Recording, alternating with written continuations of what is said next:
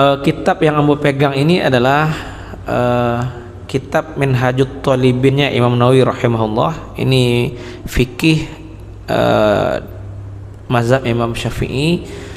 Kenapa kita memakai referensi karya Imam Nawawi? Karena beliau di dalam mazhab Syafi'i dipandang sebagai muhakkik, orang yang meneliti mazhab, sehingga kalau ada kajian di mazhab Syafi'i maka rincian Imam Nawawi biasanya adalah yang paling mu'tamad, yang paling dipegang. Kitab ini memang beliau menyusunnya untuk memudahkan menguasai fikih, maka bahasanya sangat ringkas. Nah, karena ringkas sehingga ada perkembangan ilmiah lagi.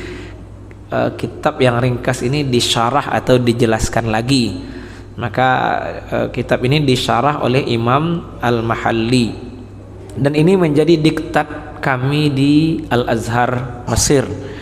Jadi kami fikih Syafi'i di Al-Azhar memakai kitab ini.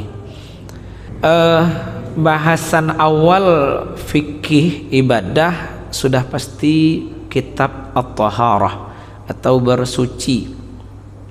Itu kemanapun kita bahas fikih biasanya ke sana. Bapak dan Ibu, kaji Taharah, ulama jelas memulainya dengan sarana. Sarana bersuci pertama itu adalah air. Sehingga ayat Quran menegaskan fungsi air memang a'udzubillahi minasyaitonirrajim wa anzalna minas sama'i ma'an tahura.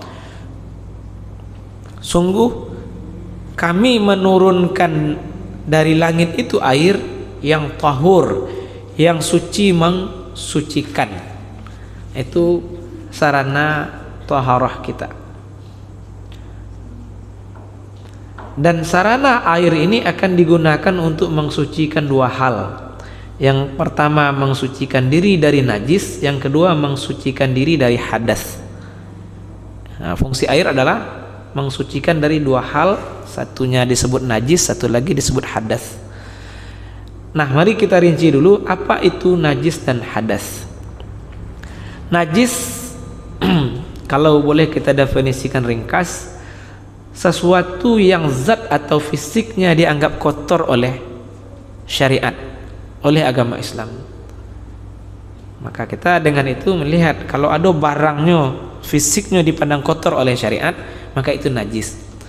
Tapi kalau dipandang kotor bukan oleh syariat, maka bukan najis. Mau ambil contoh cik, selemo menurut awak kotor enggak Bapak Ibu? Kotor, tapi menurut syariat tidak. Maka kalau ada orang berselemo sedang sholat, tidak pakai je gitu. Kenapa? Karena syariat tidak memandang kotor.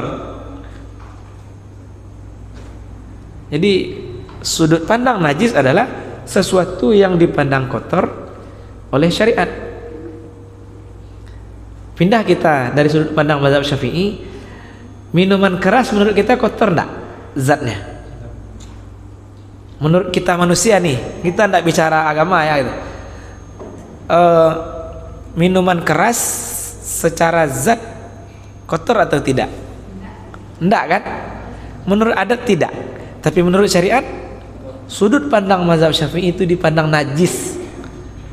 Jadi kalau kita kena minuman keras, cuci. Kenapa? Menurut syariat dia dipandang kotor. Walaupun di sini kita akan mendapatkan cabang hukum ulama yang berbeda pendapat menilai najis khamar atau tidak. Tapi kalau bicara mazhab Syafi'i, khamar dipandang najis. Maka sekali lagi, najis adalah sesuatu yang zat atau fisiknya dianggap kotor oleh syariat. Maka kalau bukan syariat yang pandang kotor, itu bukan najis namanya. Ada awak kalau baju kena lulu Bapak Ibu kotor enggak? Karena lulu tanah itu sampai menguning atau hitam mungkin, kotor tidak? Kotor. Tapi menurut syariat tidak. Jadi kalau baju kena lulu bawa sholat boleh. Kenapa? Karena syariat tidak memandangnya kotor. Dia datang dari zat yang suci, yaitu tanah. Bahkan tanah itu sendiri menjadi sarana bersuci kedua sesudah air.